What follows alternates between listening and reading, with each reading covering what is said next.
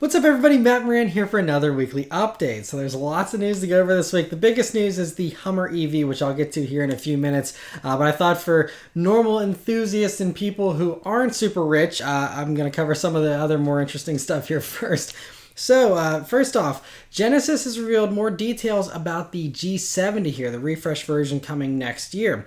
So the 2022 model, the first announcement is that all this stuff I'm talking about is for the Korean market as of right now. They didn't announce details for our market, so we'll have to wait and see. It sounds like we'll probably get these same improvements, but just have to put that out there for now. First, there's a new sports package that adds a drift mode along with a variable exhaust that does add 3 horsepower. Otherwise, though, at least in Korea, the engines are going to be the same carryover engines as they were before, meaning the 2-liter 4-cylinder turbo and then the, of course, the 3.3-liter twin-turbo V6. But, we do know that here in the States, the 2022 Stinger is going to be getting the 2.5-liter turbo 4-cylinder as its new base engine, and that is a North American exclusive thing, I believe. So, if we're getting that in the Stinger, I would assume they could also bring it over for the G70 here in the States, but it sounds like we're not going to be getting the 3.5-liter twin-turbo V6 out of the newest Genesis stuff in that G70, even with the refresh. So that would be a great improvement for the base model, so we'll have to wait and see if that turns out to be true. But otherwise, they also said that the G70s are going to get a new Sports Plus driving mode, and they're going to be arriving in South Korea soon, but again, we will not see these new G70s until sometime next year, they said. And but yeah, really nice improvements. A drift mode and a louder exhaust always sounds good to me, so great improvements there. For some other Hyundai Group news here, Hyundai just revealed the updated pricing for the Veloster N. And I don't normally talk about pricing as far as news stories go, but I thought this was notable because I know a lot of people have been talking about this. So, the Veloster N adds a bunch of new stuff this year. The biggest thing is you can now get a dual clutch automatic in it, but the pricing has gone up. So it's going to be starting now for the Veloster N at $33,245, which is $4,650 more than before. But don't flip out just yet because you do get a lot more for that price. So basically, a lot of stuff that was optional is now standard, and so that's why it's brought up. So half of that increase basically goes to the performance package that used to be optional. That is now standard. So there's no 250 horsepower Veloster N anymore. They all get the 275 horsepower, the bigger brakes, all the different things. You get the active exhaust, the bigger wheels, a limited slip differential, and then the other, roughly $2,500 increase here for the new Veloster is that you have these new sports seats with the illuminated N badge in them, and also the standard driver assistance tech has been expanded, so now you get blind spot monitoring and stuff like that as standard, although I don't believe it has adaptive cruise still. But you do have all the other stuff, and also navigation is now standard, and I don't know who cares about that, but that's been thrown in as well. And so actually, the only option you can get now for the Veloster N is the choice of manual or automatic. So the manual is still standard, thankfully, so that's safe. But the dual clutch is going to be an extra charge. That's an extra $1,500. So that does mean that if you load one of these up by just adding the automatic, you're at about $35,000 though for a Veloster N, which is still a pretty good bargain when you consider that the manual-only Civic Type R is still $38,000 and stuff like that. But you can now get a dual-clutch transmission GTI for cheaper than the Veloster N. So there's a little less value there, and I would argue that the Volkswagen interior is probably a little more luxurious feeling than that Veloster N, but I honestly think the Veloster N is more exciting to drive. It's got, louder exhaust, it's more full of character, and a lot of other fun customization things that the Volkswagen doesn't have. And also, speaking of the GTI, that pricing advantage probably won't last long because we're getting a next-gen GTI that we've already seen. It's already been revealed for Europe, but, hopefully that'll finally come to the States here next year. And with it, it'll probably get a price increase that might get rid of that pricing advantage at some point. So we'll have to see. But in the meantime, I still think Veloster N is a fantastic bargain, even at, $33,500. It's just so much fun. And but yeah, you can always, I'm sure, find one of the leftover 2019 or 2020 Veloster N's too if you'd like, and get one of those cheaper ones. But like I said, most people ended up getting the performance package anyway, so you're looking at a $30,000 car anyway. So just a couple grand more really. And then also Hyundai revealed pricing for the new Elantra N-Line, which I also thought was notable since that replaces the Elantra Sport that I know many of you, really like. And so it's going to be starting here for this new version at $25,095 for the manual transmission version. And then you can get that 7-speed dual clutch. That's going to be $900 extra. So you're still coming in under $26,000 even for an automatic one. And there are going to be a couple option packages most likely to bring that up a little bit. But still is a fantastic value. Right there with the Forte GT is, being kind of the cheapest in its class. A little bit cheaper than a Civic Si, and so I think it's pretty awesome that they're, being so aggressive with the pricing, and I'm excited to hopefully drive one here, maybe before we start seeing snow in Pittsburgh. That would be great. So we'll have to see. But anyway, great that they at least have the pricing really well done for that. It's a little bit more expensive than the old Elantra Sport, but not by much. Other N news, the last thing here is that for those in Europe, there's a new N model. So Hyundai has revealed the i20N. So it's a small hatchback that competes with the Fiesta ST over there. It only weighs 2,623 pounds, and it only runs a manual transmission, which is awesome. It uses the 1.6 liter turbo 4, but it does make a little bit more power, 204 horsepower, 203 pound-feet of torque. 0 to 60 is 6.7 seconds. It gets a mechanical limit slip differential, sportier suspension, steering, brakes, sportier interior, all that kind of stuff. And so yeah, for those of you that are in Europe, you'll be able to start getting these here next spring. I think the styling is kind of interesting. The taillights in the back kind of look like they're melted a little bit. But other than that, I think it's a very cool little thing. Other interesting developments here. So last week, I was complaining about the Mustang Mach 1 and how, you're not going to be able to get the handling package with an automatic. And so I guess I wasn't the only one that was complaining about that. And there's some buyers that actually, I guess there was a lot of them that wanted an automatic Mach 1 with a handling package. And so Ford has once again listened to their customers, just like they did with the Bronco. Now they're listening to customers again who say, I want an automatic Mach 1 with a handling package. They said, okay. And they've actually done it. They've changed it so that you can get that now.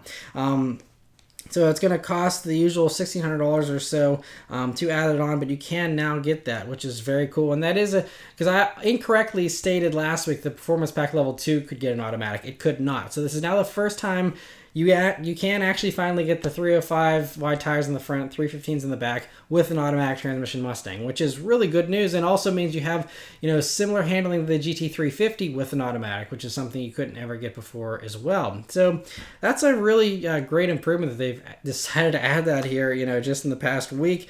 And so they also now have given us the pricing for that handling package. So that's kind of where the good news ends for the Mach 1. So the pricing here is, similar to the PP2 trim. So, it gave you the extra chin spoiler with that handling package, strut top mounts, bigger rear spoiler, and the other chassis improvements. But that package is going to cost $3,500 extra on top of a regular Mach 1. So, meaning a manual Mach 1 with, the wide tires, the handling package, is going to be starting at $56,415. That puts it only $4,000 away from a GT350, again, until they quit selling them here in a few months. But, it's a tough thing.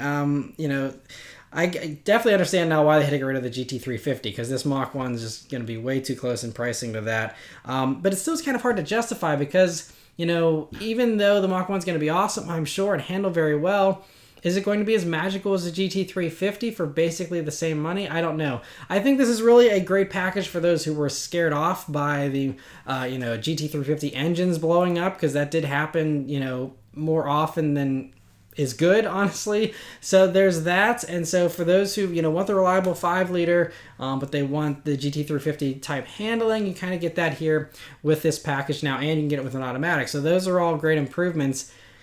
But still, especially if you add on the automatic and then a couple of options, you're going to be over $60,000 for a Mach 1, which is getting awfully expensive for a non-Shelby Mustang. But we'll see how well they sell. You're not going to be going on sale next spring. But I do at least appreciate that Ford's giving people more options. I think it's great that they, open up those options like that. And so cool to see that. But yeah, that big story of this week is about the GMC Hummer EV that was officially revealed fully. And this is the production model that's scheduled to start arriving late next year, they're saying. And so the only model at launch will be this Edition 1 version, which is maxed out with 3 electric motors for the full 1,000 horsepower that's been advertised for quite a while now, along with a 3-second 0 to 60 whenever it does the launch control that it has. They still claim the 11,500 pound-feet of torque, but that's not at the wheels. That is not an accurate representation of how much torque it has. So we'll continue to wait for a traditional torque rating to get, a better idea of what it's putting out. But this top battery pack will do 350 miles of range, which is very impressive on its own, and it can recharge 100 miles in 10 minutes thanks to the 800 volt fast charging capability that it has. That's if you can find 800 volts. That's also what the Taycan does. You're going to be hard pressed to find those kind of chargers for a good while. But as you'll hear later, it's going to be a good while before these Hummers actually start coming out in decent numbers. So I guess there's time for the charging network to expand. But anyway, it has an independent suspension with air shocks that are adaptive and change with the various drive modes, and it can go up and down up to 6 inches, although that max lift is only for a low-speed extraction mode that it has, and so the highest normal drive mode lifts it 2 inches. There's 35-inch tires as standard, but it has room for 37s without any modifications, which is cool. It can ford 2 feet deep water and climb an 18-inch vertical obstacle. It also has skid plates and other armor under the car to protect the batteries and everything underneath there. And another thing under this Hummer is that it has cameras on the underbody, which seems like a risky proposition, but it has them. There's 18 different views, including actually being able to see underneath the car, underneath like the rocker panels on the sides and stuff. So when you're off-roading, it's amazing. They're saying it's like having a spotter in the car with you that, it gives you an outside perspective on the screen, showing you all those cameras. And they also say that the cameras have washers to keep them usable in dirty conditions. But again, even if you're driving over gravel, you'd think some of that would get kicked up and, eventually dent those camera lenses and scratch them up. And I don't know. This stuff all sounds very cool, but there's a lot of stuff in here that it does seem fully functional, but you have to really not care about your very expensive Hummer to actually use this stuff and not be biting your nails the whole time worried about all these cameras and all this stuff. But anyway, a cool feature nonetheless. Other cool features, and this thing is loaded with them. They really blew everyone away with all these features. It has 4-wheel steering, which they did reveal earlier, but it has this cool crab mode, which we also covered earlier. So that is, kind of allows it to sidestep its way, out of a situation, which is very cool at low speeds. But this 4-wheel steering also gives it better maneuverability, better stability, even in normal situations. And GMC actually claims that it has a better turning radius than a Tesla Model 3, which I find to be pretty impressive. On the inside, there's a huge 13.4-inch touchscreen infotainment system and a 12.3-inch digital gauge cluster. That seems like the gauge cluster is the same kind of screen you get in the new Corvette, obviously just completely different graphics and stuff. The screens are highly customizable to include whatever information you'd like to keep your tabs on, and GM is really good about having all that stuff be customized, and so that's great. And also, the Hummer will be the first non-Cadillac to get Super Cruise, which will be very cool. And the Edition 1 has roof panels that are clear, which I kind of wonder if those will get hot, if it sits out in the sun, but it does have those. And I guess since it's electric, you can precondition the cabin to cool itself off before you get in. But the panels are also removable in 4 sections and can be stored in the front trunk. So it's a convertible truck just like the Gladiator, which is very cool. That front trunk also looks to be pretty massive, so that's a nice little extra storage space. The actual truck bed in the back seems to be a decent size, maybe a little bit smaller than a normal short bed, I'm not sure. But it does have the multi-pro tailgate, which is cool. And so if it sounds like all this tech is going to be expensive, it is, and that is fully reflected in the price here. For this Edition 1, which again is a fully loaded, maxed out model, but it's going to be starting at $112,595. So, almost $113,000, and that is steep. There's going to be cheaper versions eventually, they say. The next cheapest one, though, doesn't come until the fall of 2022, and that's going to still be $100,000. So it just, strips things down a little bit. And then the spring of 2023, So we're already talking like 2.5 years from now, there'll be a version without torque vectoring that's going to be starting at $90,000. And then finally, there's going to be a slower two-motor version without the air suspension and four-wheel steering that's going to be arriving for $80,000. But that's not coming until the spring of 2024. So first, we'll just say with the pricing, I mean, you have the Tesla Cybertruck, which maxed out, if it actually comes out the way it's planned to, is going to be maxed out at $78,000. So you're already, for the maxed out Tesla Cybertruck, you'll be, cheaper than the base Hummer that's not coming for another 4 years, basically, or 3.5. So there's that. That's going to be an uphill battle, I think, for GMC. And then also just, it's such a long rollout. I mean, by the time you actually have the cheap, affordable version, it's already going to be ready for its refresh mid-cycle because you're already talking about 3 years after launch almost. So it's just kind of crazy that they're waiting that long to roll it out. And I actually asked the chief engineer, there was a live conference call, a video chat thing that they had this week, and I asked them, why there's such a delay between the different models. And they kind of just gave me an answer of, it's kind of following their roadmap. And I think, they're going to be ramping up because they're also doing the Cadillac Lyriq, which also is going to be using the battery packs, these Ultium battery packs. And so I'm guessing, they didn't really get into details, but I'm guessing it's production constrained. That's the only reason, because otherwise, a smaller battery pack version, you remove batteries. If you want a slower version, you remove an electric motor. And you can still have the dual motor version with all-wheel drive. I don't know why pulling out a motor and pulling out batteries sets you back 2.5 years, 3 years of extra development. I'm sure there's way more that goes on behind the scenes, and I'm totally ignorant to the whole thing, but other vehicles, even with Teslas and stuff, they have the cheaper versions, even with the Model 3 rollout. That came fairly quickly. It took a little bit of time, maybe a year, but it didn't take 3 years or whatever for that. I mean, I just feel like the Hummer at that point is going to be stale if it's 3 years later and now people can finally get one for 80 grand. At that point they might as well just buy a used edition one that's 3 years old for 80 grand. So I don't know. That's just my take on it. I think they really should try and do cheaper versions quicker, and try and at least get it closer to Cybertruck pricing. I know there's a lot of tech in this thing, but anyway, it's awesome though. I think it looks fantastic. It's super cool. I'm not a truck person or an off-road person, but this thing is sweet, and I'm sure for the very wealthy people that can pick one of these things up next fall, I'm sure there's going to be dealer markups as well, since they're going to be so rare, probably to start. But if you can spend well over 6 figures on one of these things, it's going to be a really sweet ride, and so cool to see that.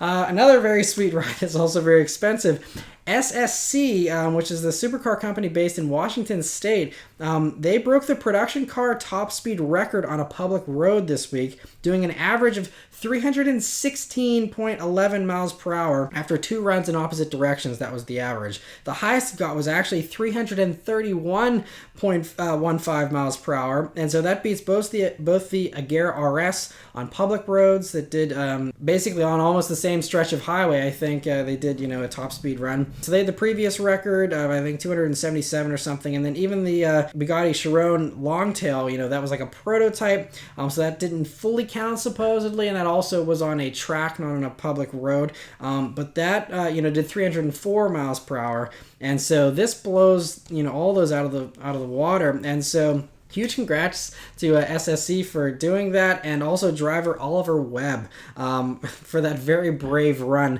He even said it climbed 20 miles per hour more in just the last 5 seconds of the run, meaning it was still pulling hard even at 331 miles per hour.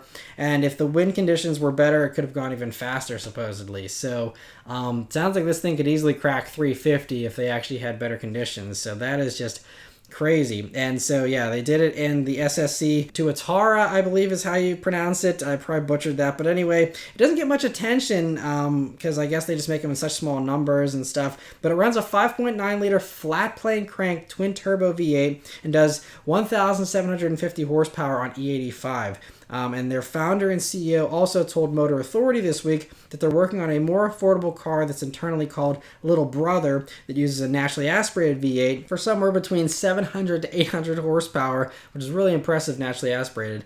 It's going to cost somewhere between $400,000 and $500,000, but they're not even going to be working on that here for the next year or two because they're still hand building the 100 Tuataras that are coming out, and they're $1.9 million each, by the way. So, and supposedly the car that actually broke the record was a privately owned car. It wasn't even like a demo car or something. It was like some person's car. They did the run-in, which is very cool. I guess it's if you volunteer your car, yes, it could end up totaled, but it also could end up being much more valuable because it's the car that actually set the record. So that's kind of wild. Yeah, very, very cool. And kind of reminds me, I wonder what Hennessy ever did with their Venom F5. They were talking about over 300 miles per hour. They were all talk, it seems, because in the background, SSC was actually going about doing it. And congrats to them. That's awesome. Speaking of hypercars, Bugatti has teased something that's very extreme looking here and seems to not be Chiron based just because of from the body lines I can see in the shadowy image, it looks like it's not based on a Chiron, but we'll have to see. I don't know, when they're actually going to do a full reveal on this car. And part of me wonders if this is like a Vision Gran Turismo thing, because this seems even a little bit too extreme for a normal production Bugatti, but I could be wrong. We'll have to wait and see. But very cool teaser, and cool that they're up to something so extreme. And another thing here, a few weeks ago I covered some light updates on the Porsche Panamera, that it's getting some little tweaks for 2021. Nothing super exciting. I'm kind of gloss over. There's some new info that they've added this week here, and so they covered some of the trims and some of the models, but now we have some of the others. So the biggest thing here, I guess, is that the top Turbo SE hybrid trim, which is the new, the same flagship as before, it now has 12 more horsepower and 16 more pound-feet of torque for 689 horsepower and 642 pound-feet of torque now, which allows it to do 0 to 60.2 seconds faster at 3 seconds flat now for its 0 to 60. You can get that in the Sport Turismo version, which does it in the same time. So a 3-second wagon is pretty wild. Also, the e-hybrid variants have enhanced batteries now, but no new electric range was given for them yet. And also the Panamera 4S and 4E Hybrid are also slightly faster than before, and they're all going to be arriving next spring. And Tesla this week has a couple little news stories here. The first is that the Model 3 actually has kind of a refresh. There's some substantial changes here to the Model 3 for really the first time ever, aside from, it's always been getting improvements with the range and the performance and stuff. But now this is actually like a new model that has some physical changes to it, which is kind of a big deal for Tesla usually. And so the main improvement is range, though. So the long range version now does 30 more miles for a total range of 353 miles on a charge. The standard model does 13 more miles for 263 total, and the performance version does 16 more for 315 miles for those. They're also slightly faster now, with the performance version being 0.1 second faster for its 0 to 60, so it's now down to 3.1 seconds for performance Model 3.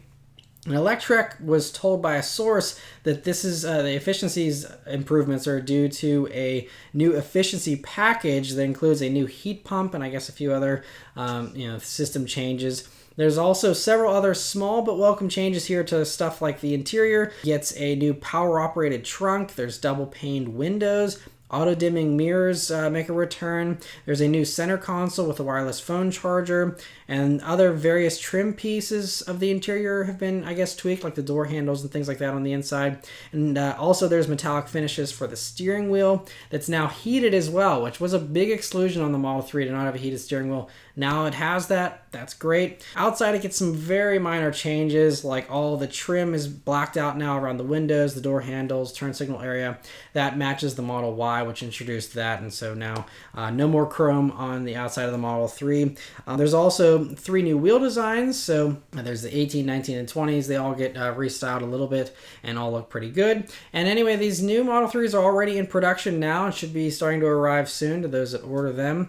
And the Model Y is also getting slight range improvements as well to kind of go along with, I guess it gets those similar updates to the heat pump or whatever to improve the range in those. And there's also some software changes, I think. So I believe there's an update as well for those Teslas that, even if you have one already, that kind of gives it a little bit of a range bump too. But anyway, in some other Tesla news, Elon Musk has announced that the full self-driving, note my air quotes very clearly, that feature has started to be rolled out slowly to those that have the feature, installed. The people who bought the full self-driving thing, over the past several years and didn't actually have full self-driving. And anyway, so now it has made it so it allows the car to drive itself basically everywhere. It now actually does turn signals and does city street driving. So it's like auto steer everywhere is kind of how they're describing it.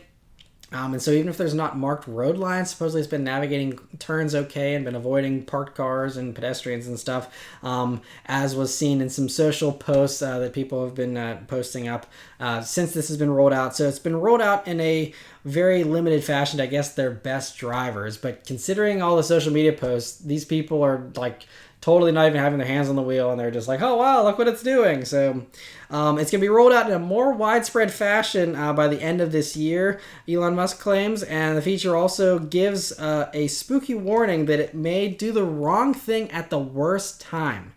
Yikes. I guess maybe that's one way to try and scare people into actually keeping their hands on the wheel, because that's what it's saying is pay attention and keep your hands on the wheel.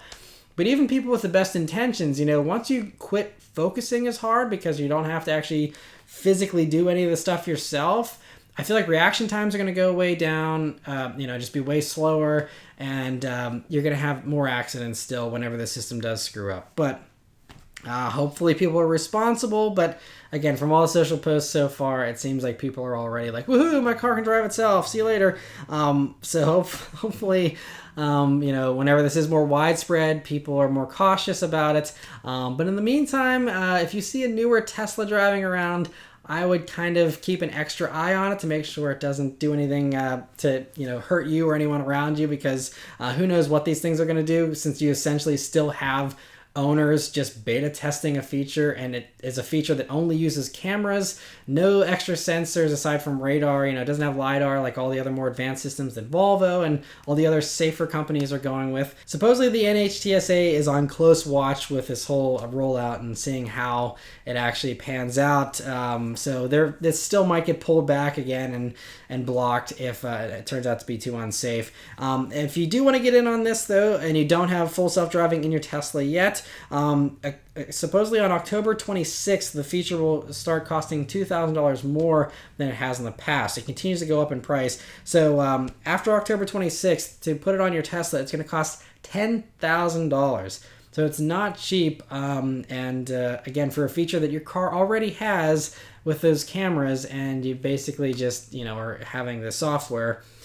Interesting, but I really hope that these Teslas can do it safely, and I hope that I'm wrong and Elon Musk is, being amazing with this tech, and that it actually is going to be truly self-driving. But myself, and seems like most people out there that aren't Tesla fans, are a little bit skeptical. So we'll have to see how that goes down. And lastly, every week it seems the auto shows are constantly changing their dates for next year because, everything's up in the air with COVID and stuff. And so this week, the newest change was the New York Auto Show, which was supposed to be happening in April, is now happening August 20th to the 29th. So that's been pushed back because they, I guess, don't think things will be, normal enough by April.